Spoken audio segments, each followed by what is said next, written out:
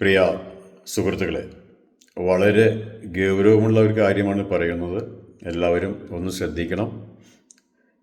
നമ്മുടെ കൊച്ചു കേരളം ഇന്നിപ്പോൾ വളരെ സങ്കടാവസ്ഥയാണ് പോണത്. തെരുവ് പട്ടികളുടെ ആക്രമണം ദിനം പ്രതി പെരുകിക്കൊണ്ടിരിക്കുകയാണ്.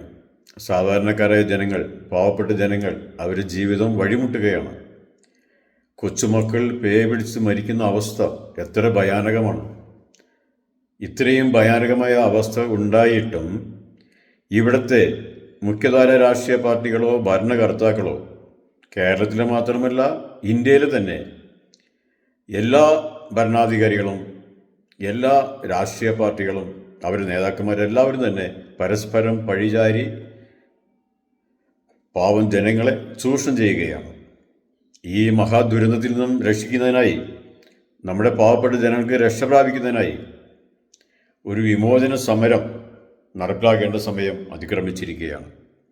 അതിനായി നമുക്ക് എല്ലാവർക്കും ഒറ്റക്കെട്ടായി എന്നുകൊണ്ട് പോരാടണം.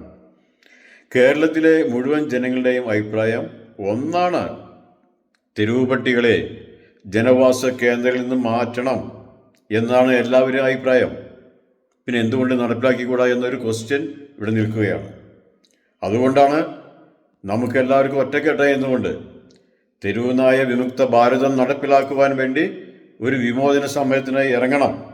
അങ്ങനെ കേരളത്തെ ഒരു മാതൃകാ സംസ്ഥാനമാക്കിക്കൊണ്ട് ഇന്ത്യയിൽ തന്നെ ഭാരതത്തെ തെരുവുനായ വിമുക്ത ഭാരതമാക്കാൻ വേണ്ടി മുന്നോട്ട് കുതിക്കണം, പോരാടണം. എല്ലാ സുമനസ്സുകളും ഒന്നിക്കേണ്ട സമയം അതിക്രമിച്ചിരിക്കുകയാണ്.